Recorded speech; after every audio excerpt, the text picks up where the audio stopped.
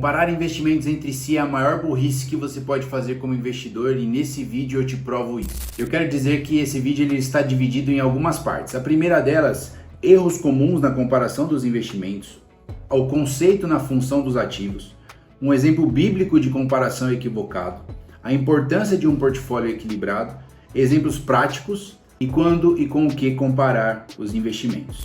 Antes de continuar, eu queria pedir para que você se inscrevesse no canal, curtisse esse vídeo que nos ajuda a crescer e a desenvolver mais conteúdos como esse, então eu conto com você. Esse vídeo ele só vai fazer sentido para você se você assistir até o final, então eu peço que você gaste esse tempo para entender como isso pode afetar o seu psicológico, a sua rentabilidade, os seus resultados como investidor. Então acompanhe comigo aqui e fica até o final. Nessa primeira parte eu quero explicar para você por que é um erro comparar investimentos. Primeiramente, eu quero dizer que você não tem que colocar todos no mesmo saco como se eles fossem iguais.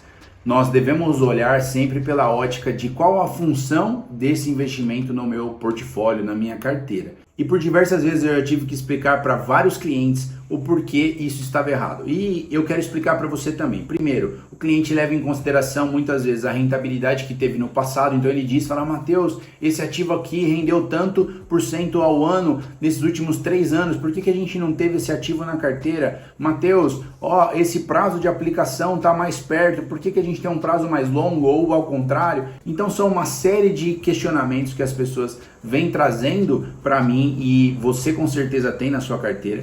E na verdade existe uma dificuldade gigantesca de nós entendermos esse ponto, esse princípio que eu estou trazendo para vocês aqui. Eu queria explicar para você na prática quais são os erros mais comuns que os investidores cometem quando eles levam em consideração esse tipo de comparação. É justamente quando eles olham para um título de renda fixa e comparam com uma ação, ou quando eles olham para um fundo de investimento, pegam o retrospecto do fundo, ou os últimos 3, 4, 5 anos do fundo e chegam para mim e falam, Matheus, esse fundo deu 30% ao ano, por que a gente não tinha na carteira? Ou esse ativo é mais curto do que a gente tem no nosso portfólio, por que você colocou esse ao invés desse? São diversas comparações inúteis que na verdade já levam para o segundo ponto desse vídeo, que é o conceito da função dos ativos. Então, você não pode colocar todos os ativos dentro do mesmo saco, como se eles fossem a mesma coisa, porque cada um precisa exercer uma determinada função no seu portfólio. Se você tem um CDB de liquidez diária, um fundo de renda fixa também de liquidez diária, ele vai servir para você, por exemplo, como reserva de emergência.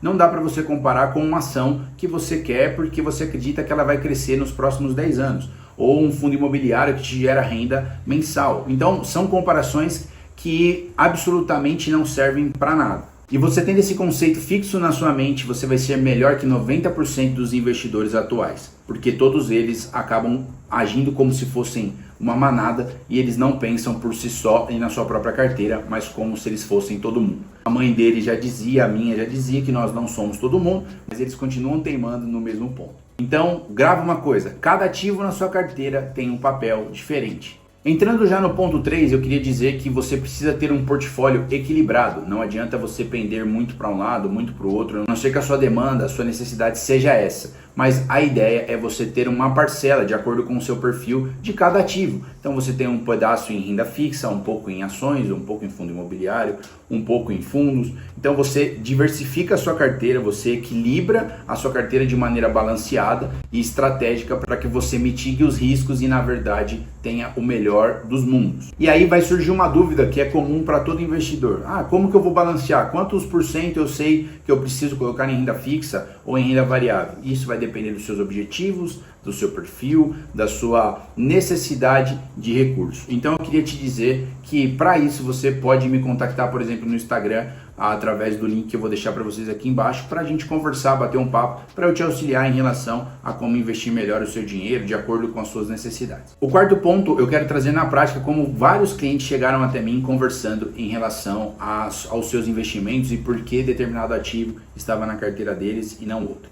Uma vez eu conversando com um determinado investidor, eu perguntei para ele qual que é o seu histórico, né? O que você tem de experiência no mercado financeiro? Ele falou, Matheus, eu nunca fiz nada além de deixar meu dinheiro na poupança. Essa é a minha vida de investidor, é tudo que eu tenho está na poupança. Falei, tudo bem, então você já está buscando ajuda, isso é muito bom. Aí eu perguntei para ele, falei, qual que é o seu objetivo? Você tem alguma ideia e tudo mais? Ele falou, não, então, sabe o que é? É que eu ouvi as pessoas falando aí a respeito do Bitcoin, que dá alguns % ao mês aí, então eu já queria sair da poupança e colocar tudo em Bitcoin. Eu falei, poxa, mas você não teve contato, o Bitcoin ele oscila demais, a gente sabe que o ativo ele tem algum valor em si, mas ao mesmo tempo não dá para você dar um pulo da poupança, que você precisa construir uma carteira, dando os primeiros passos, tendo o primeiro contato com esse mercado e ir diretamente para o Bitcoin, que tem uma oscilação gigantesca. Então eu disse para ele que não fazia sentido ele sair da poupança e ir diretamente para o Bitcoin de maneira muito agressiva. O que eu acho interessante no meio de tudo isso é que a maioria das pessoas ou ela se move porque ela escutou de alguém ou porque ela leu alguma coisa em relação a uma determinada rentabilidade. E ela não para pensar qual é a necessidade que ela tem, que na verdade seria o balizador, que deveria ser, na verdade, a estrutura para que a sua vida estivesse sendo guiada. Esses investidores acabam olhando muito para os lados e pouco para frente, de acordo com os seus objetivos e as suas necessidades. E um outro caso clássico aqui que eu queria dizer para vocês é o seguro de vida versus qualquer outro investimento. Eu já tive reunião de ficar 1h30 tentando explicar para o cliente a importância dele ter o seguro de vida ao invés de comparar com qualquer outro tipo de ativo. E aí qual que era o cenário? Ele falava para mim, poxa Matheus, a seguradora vai me pagar quanto? Então só para você entender e dar um passo atrás em relação ao seguro, é quando, basicamente, a gente estava falando aqui de seguro sucessório que ele veio me procurar porque a família dele precisava deixar os ativos que eles conquistaram, o patrimônio que eles possuíam precisava passar para o seu filho, para o seu sobrinho na época. E eu conversando com esse rapaz e ele disse para mim, poxa Matheus, eu quero saber qual que é a melhor forma. E aí, falando, não sei se você sabia, mas os investimentos, eles têm um imposto sucessório, ou seja, para você transmitir os seus ativos, para você transmitir qualquer tipo de bem, na verdade, você tem que pagar o imposto. E esses impostos são bem altos. No Brasil, por exemplo, é de 15% a 20%. Tem países que são 40%, por exemplo, Estados Unidos, 50%, às vezes 60% do valor. O seguro de vida ele não é muito disseminado no Brasil, porém ele é a melhor ferramenta para fazer esse tipo de movimento, pensar já nos seus herdeiros e naqueles que vão ficar e você possibilitar para eles o acesso da melhor maneira possível. E aí eu explico na prática para vocês como funciona, só para vocês terem uma noção e ao mesmo tempo vocês vão entender qual que é a função e por que é completamente diferente uma coisa da outra. Primeiro, vamos supor que o seu pai, por exemplo, ou a sua família tem um patrimônio de R$1 milhão. E aí a sua família, o seu pai, a sua mãe, aquele que você é beneficiário, precisa passar esse patrimônio para você. Para você ter acesso a esse valor ou a esse bem, você precisa pagar de 15% a 20%. Vamos colocar que você tem que pagar 15% desse valor. 15% de R$1 milhão seria R$150 mil. E o que a seguradora faz? Ela fala, bom, você precisa de R$150 mil para fazer a sua sucessão, correto? Beleza, eles analisam o seu risco, a sua idade, a sua saúde. Depois disso, o que eles fazem? Eles oferecem para você algum plano de acordo com a sua necessidade. O mais comum é você dividir não 150 mil, porque o seguro ele tem algo chamado alavancagem. Aí o que a seguradora faz? Ela fala, bom, esses 150 mil que você precisa, João, eu vou dividir para você em 10 anos de R$10 mil.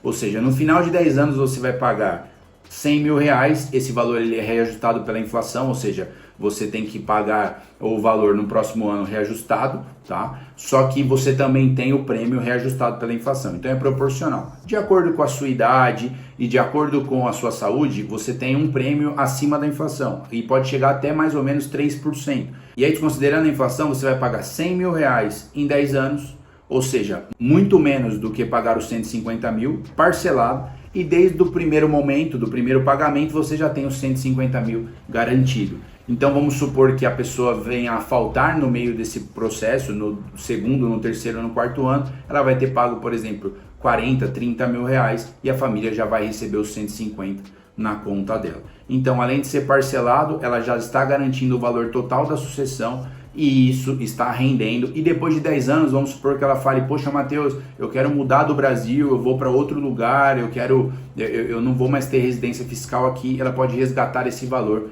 e levar para um outro lugar esse valor reajustado depois, após os 10 anos.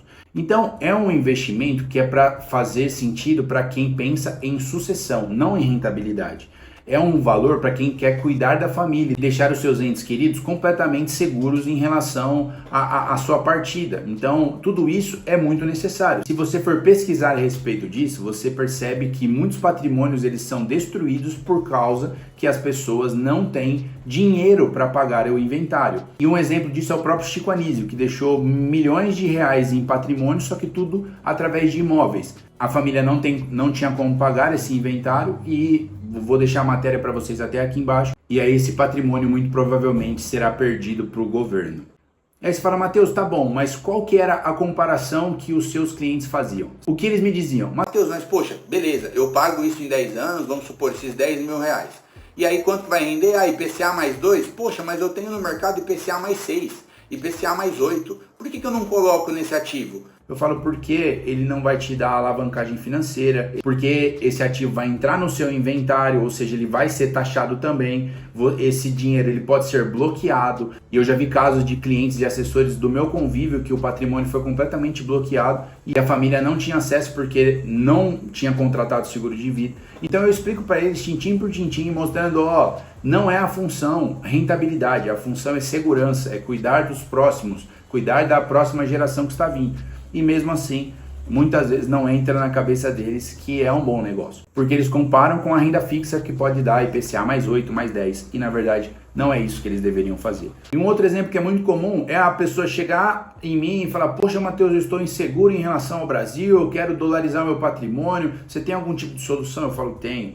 Aí ele manda esse dinheiro para fora. Quando ele coloca esse patrimônio fora do país, o que acontece com ele? Ele começa a comparar a rentabilidade do patrimônio dele fora do país com aquilo que ele tem de 1% ao mês no Brasil. O que começa a acontecer? Ele vem em mim e fala, poxa, Matheus, se o meu patrimônio estivesse no Brasil, eu estaria ganhando 1% ao mês. Eu falo, só que aí, por que você veio me procurar? Porque você estava com medo do que poderia acontecer com a nossa economia. Não é por causa disso que você mandou dinheiro para fora? Falei, então, você não pode comparar uma coisa com a outra.